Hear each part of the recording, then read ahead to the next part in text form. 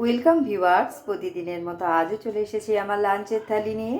আজকে লাঞ্চে নিয়েছি সাদা ভাত, নিয়েছি খানিকটা শশা কুচি স্যালাড হিসেবে।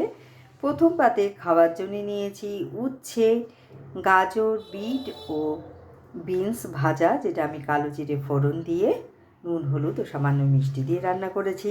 তারপরে নিয়েছি লাউ ঘন্ট, যেটা আমি মুগ ডাল ও শুকনো লঙ্কা ফোড়ন দিয়ে মটরশুঁটি দিয়ে রান্না করেছি। দিয়েছি খানিকটা আদা বাটা, নামানোর সময় একটু মিষ্টি দিয়ে আমি নামিয়েছি। তার সাথে খাওয়ার জন্য নিয়েছি মুসুরির ডাল, যেটা আমি 5 ফোড়ন শুকনো লঙ্কা ফোড়ন দিয়ে টমেটো দিয়ে রান্না করেছি।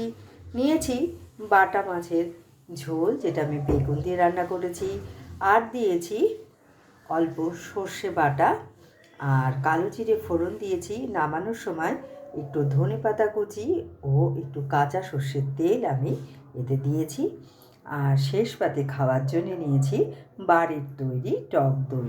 তো কেমন লাগলো আপনাদের আমার এই লাঞ্চের থালিটা? ভালো লাগলে লাইক, শেয়ার এবং সাবস্ক্রাইব করবেন আমার চ্যানেলকে। Thank you for watching.